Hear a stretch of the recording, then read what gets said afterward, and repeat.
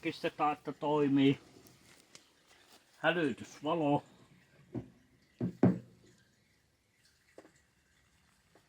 Tässä on vippa. Tämä on puhas, ei nyt tarvitse puhistaa. Ja näin syttyy valo. Näin. Ja sammuu.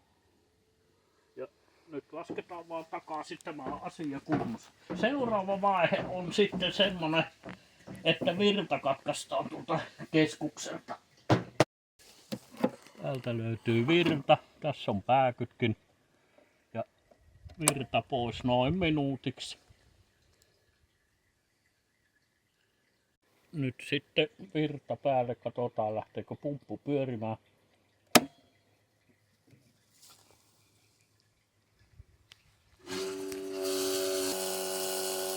Näin se lähti tyhjenemään.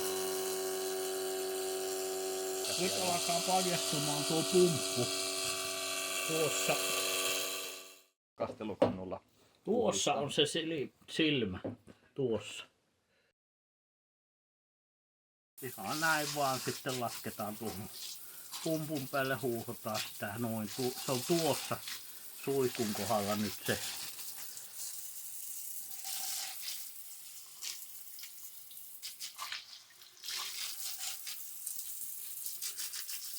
Näin se lähtee tuo. Tässä on vähän pesuainetta, rekkapesua säässä.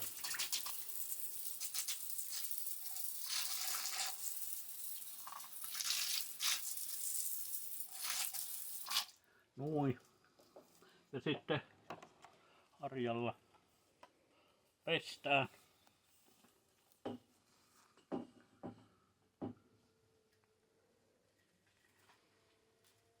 Tuosta näin.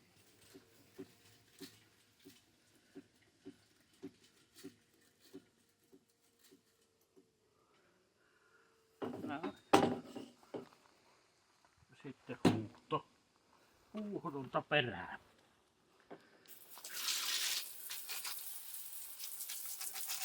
Kun mielellään täältä niin kun jos saa menemään siihen noin, niin se puhistuu nosili. Näin, ei tässä sen kummempi. Näin siinä toimitaan sitten. Tämä painetaan maanpinnan tasalle tuohon, että ei me pakkanen syksyllä jopa vähän alapuolelle se menee. Niin. Näin. Ja kans kiinni. Tätä ei lojauteta kiinni, tää pudotetaan varovasti näin, että tuo ei lähde pois paikaltaan tuo pakkassuoja.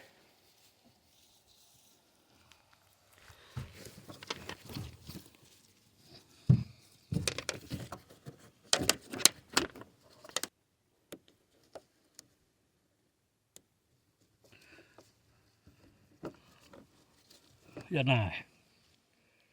Ja lopuksi kun huolto- ja tarkastustoimet on tehty, on syytä vielä varmistaa, että tuli laitettua pääkytkin on asento, eli virrat päälle, jotta pumppu sitten varmasti toimii, ettei se vaan unohdu pois päältä.